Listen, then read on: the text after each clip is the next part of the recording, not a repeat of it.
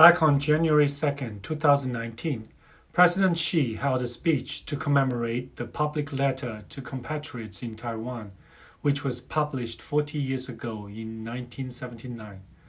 The letter was addressing Taiwanese people and lobbying for unification.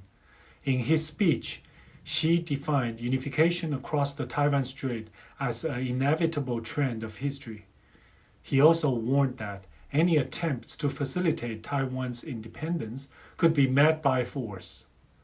President Xi called for unification under the one country, two system formula.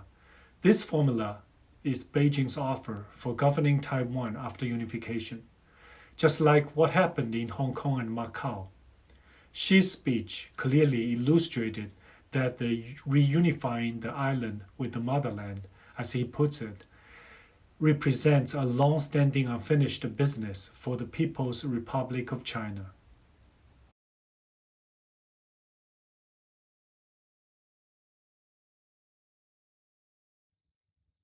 Xi's speech immediately aroused big reaction from Taiwan. President Tsai Ing-wen immediately held a news conference and reiterated the rejection of the 1992 consensus and the one country, two systems formula. She claimed that this is the wish of majority of 23 million Taiwanese people.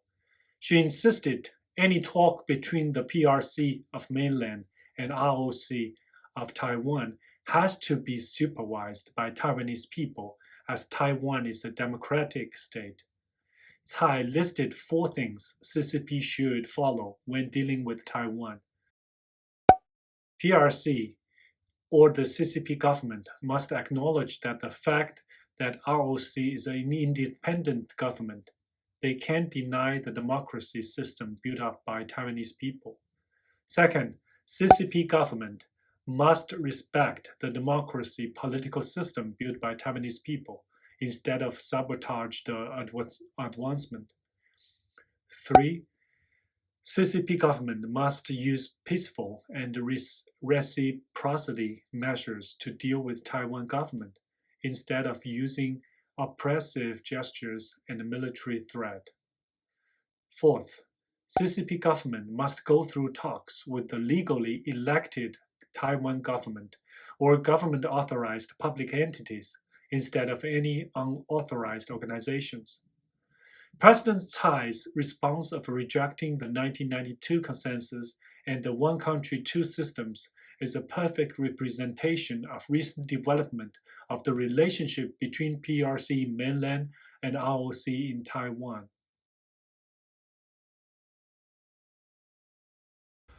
To understand the relationship of mainland China and Taiwan, we need to understand the 1992 consensus and the one country, two systems formula.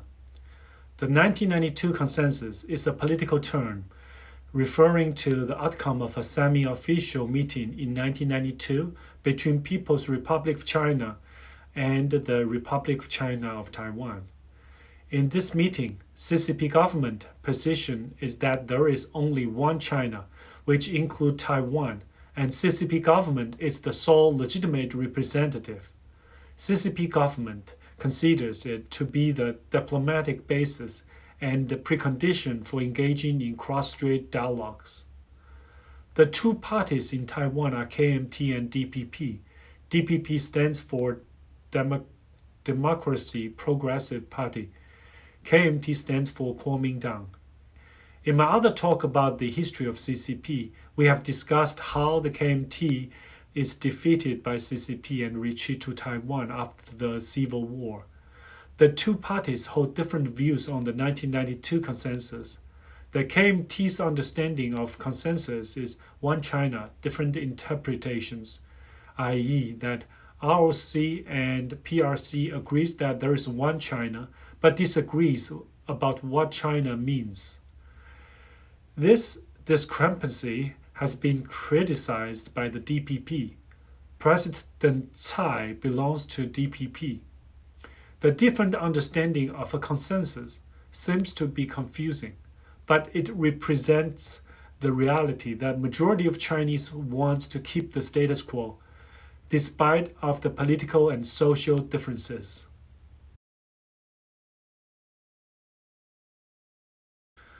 For a long period of time in Chinese history, China thinks Taiwan as one of its provinces. That's why a majority of Chinese in mainland hope to reunite with Taiwan. To unify Taiwan under the one country, two systems formula peacefully is only a dream for the CCP and its leaders. One country, two systems was invented for Hong Kong and Macau when they were taken back by China and became special administrative regions in 1997 and 1999.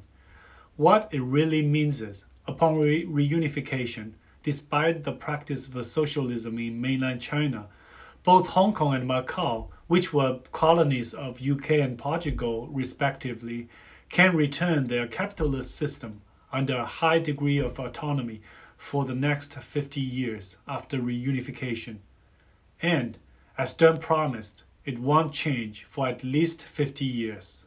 Unfortunately, CCP is not a party of its words, and recent change in Hong Kong has really disappointed many Chinese people across the strait. Counting from 1997, only 20 or so years after the reunification, CCP starts to put their hands into Hong Kong. Specifically, after Xi was installed into driver's seat of CCP in March 2013, the first thing Xi started meddling with is Hong Kong's chief executive election. Xi tries to prescribe a selective pre-screening of candidates for 2017 election so that he can put a pro-Beijing puppet into the office under his control. This, of course, aroused some resistance, which later ignited the Umbrella Movement, which was a political movement that emerged during the Hong Kong democracy protest of 2014. It got its name from the use of umbrellas as a tool for passive resistance to the Hong Kong police use of pepper spray.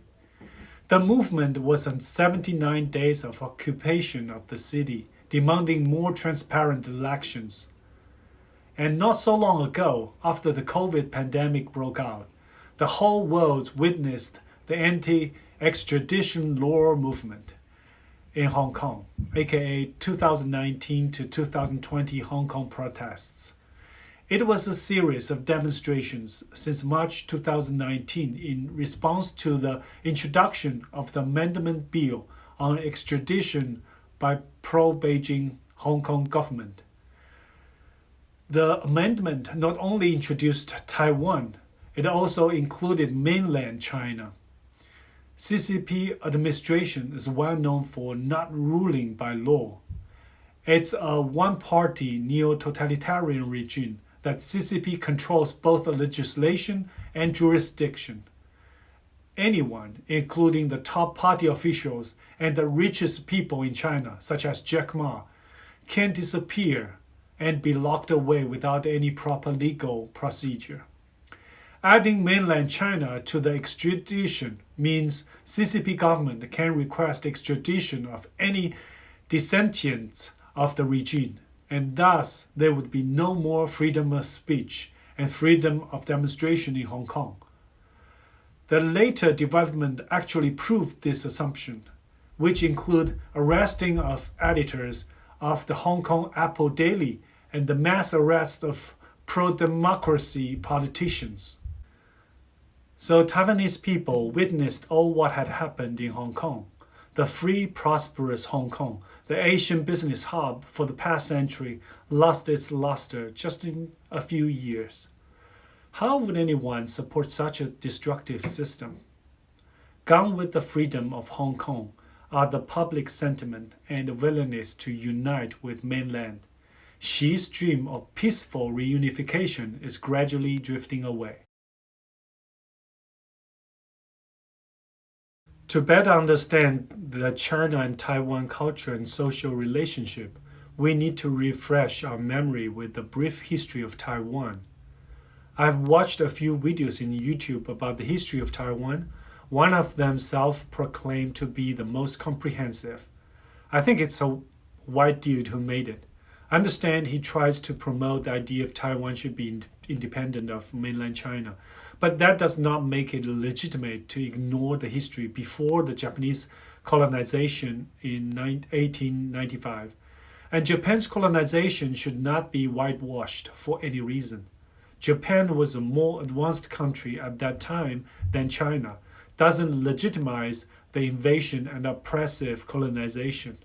Yes, there were people who lived well and accepted Japanese culture and influences. But we can't praise Japan for its invasion just like we can't praise Germany for its invasion into less developed countries. Chiang Kai-shek's rule in Taiwan, even full of corruption, should not be compared with Japanese colonization. History is not easy as it looks. It's easy to be influenced by the limitation and bias of the people who wrote the history, and people who reading the same history can have different background and perspectives. Taiwan Island first appeared in Chinese records in 239 AD, when an emperor sent an expeditionary force to explore the area, something Beijing uses to back its territorial claim. After a relatively brief spell of Dutch colony from 1624 to 1661, Taiwan was administered by China's Qing dynasty from 1683 to 1895. That's 200 years. From the 17th century, significant numbers of migrants started arriving from China, often fleeing turmoil and hardship. Most were from Fujian province and Guangdong province. These descendants of these two migrations are now by far the largest demographic groups on the island.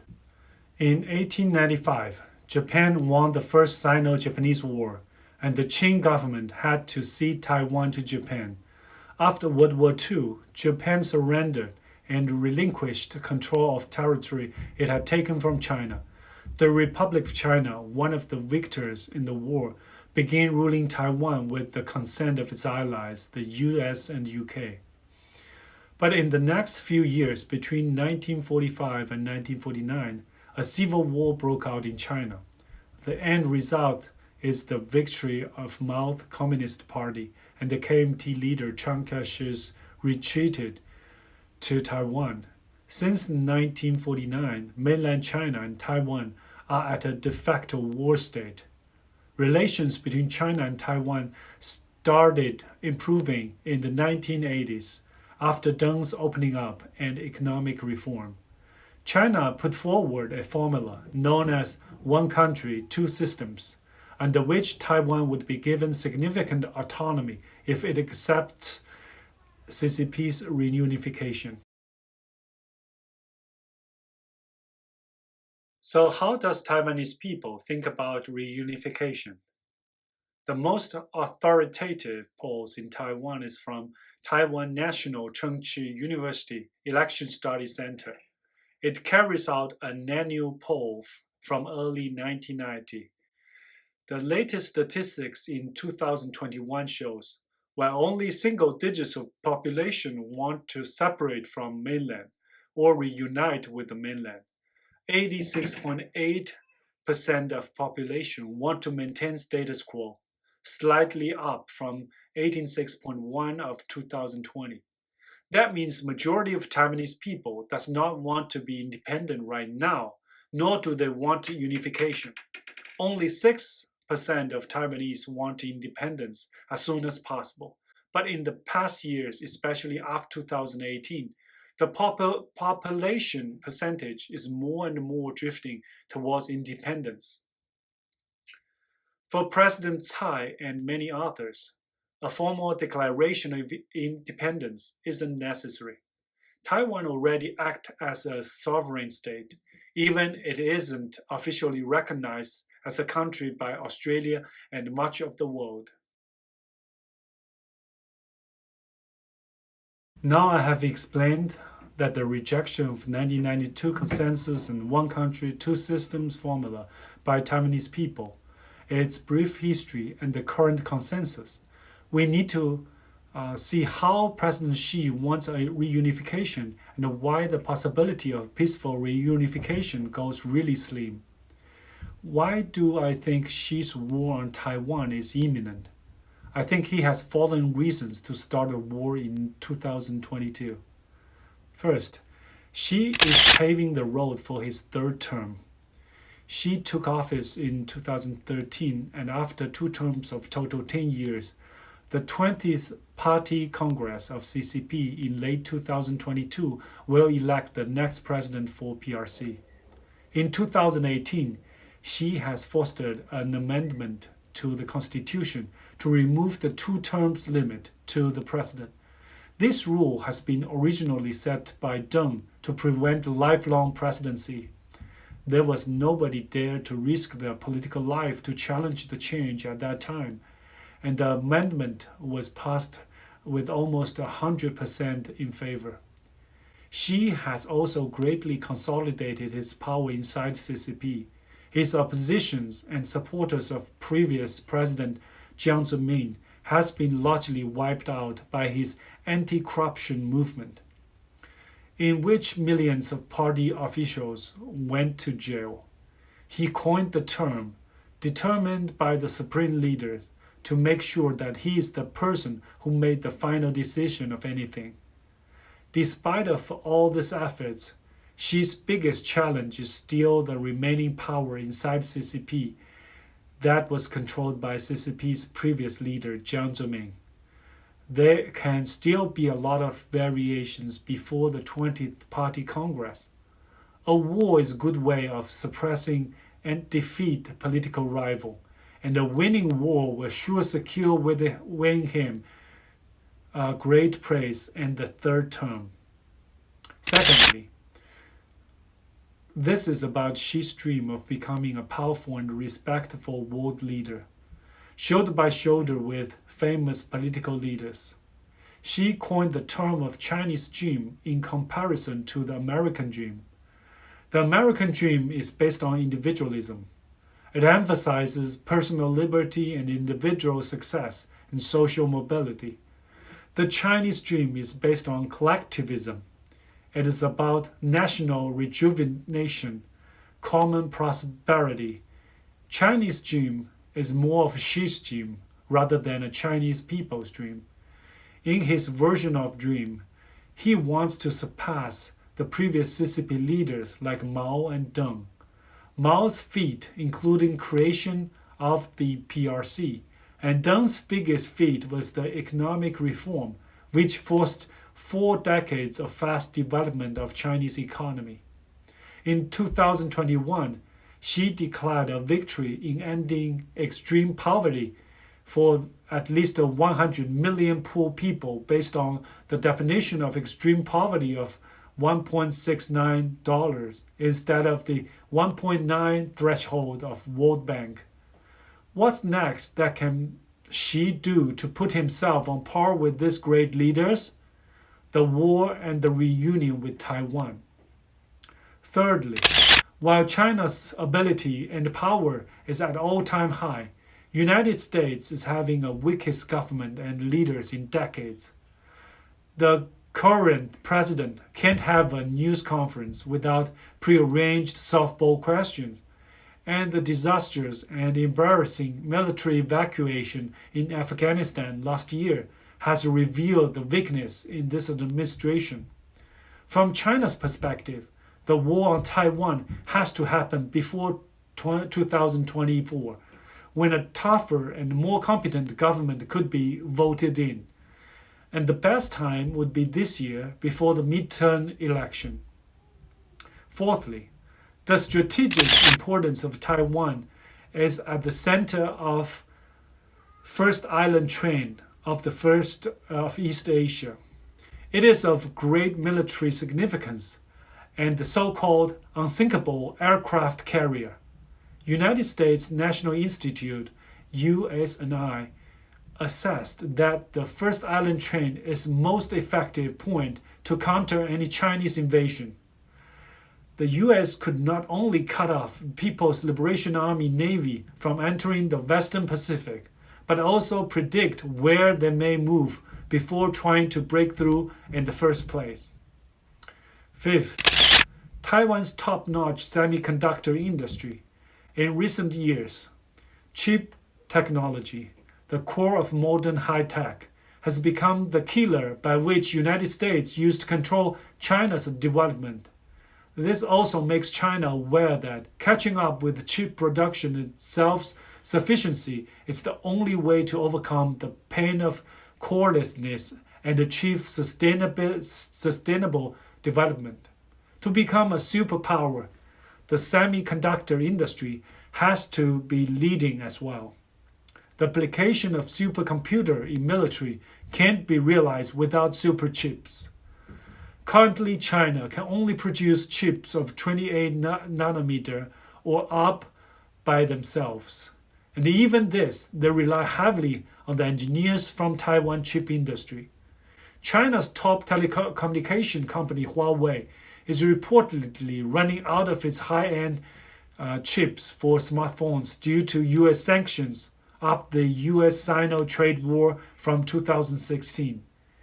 In second quarter of 2020, Huawei was the top smartphone maker in the world. However, in 2021, Huawei's smartphone has fallen out of the top 5 in both global and domestic market.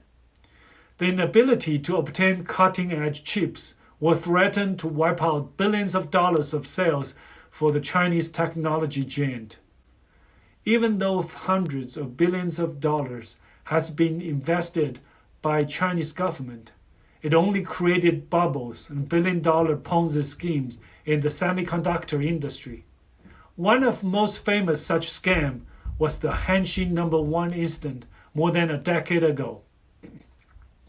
Chen Jing, the director of the Chip and System Research Center of the Shanghai Jiaotong University, had some migrant workers from a decoration company to re-logo a Motorola chip as its own creation.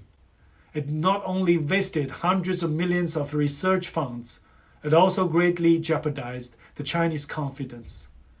Another similar instance happened just last year, where the Wuhan government invested hundreds of billions of dollars in chip company who claimed to be producing 14 nanometer chips.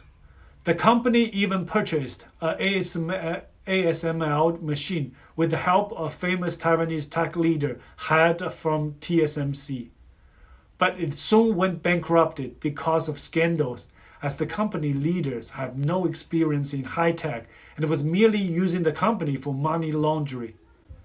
Simply put, a dictatorship can't plan and produce a high tech industry. CCP's only possible is to take over Taiwan and its semiconductor industry to fight head-to-head with the US. Number 6. The Chinese alliance with Russia. Early February, President Xi and his Russian counterparts Vladimir Putin met in Beijing amidst the growing tension between Russia and the West on its recent military deployment near the Ukraine border. This looks familiar, right?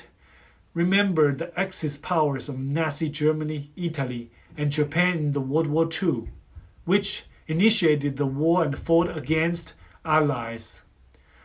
The members now changed to the neo-totalitarian China and Russia, and if the war broke out simultaneously in Ukraine and Taiwan Strait, it would be hard for the US Army to be fighting on two frontiers, especially with such a weak leader. All the reasons stated above for China to invade Taiwan are also reasons why US should protect Taiwan from tyranny of the CCP. But there are more reasons US should help the Taiwan's fight. Taiwan is a democracy society, and this new democracy is very vibrant and real. Its fast economic development and political liberty set up a great example for the Chinese people in mainland. And it refutes the lie and propaganda of CCP that liberal democracy is not suitable for Chinese people and its culture. If the democracy of Taiwan is conquered by the neo-totalitarian regime of CCP, it means a great defeat of the democracy camp and the inevitable decline of the US emperor. If you like what I say, please like, subscribe, and share. Thank you for your support.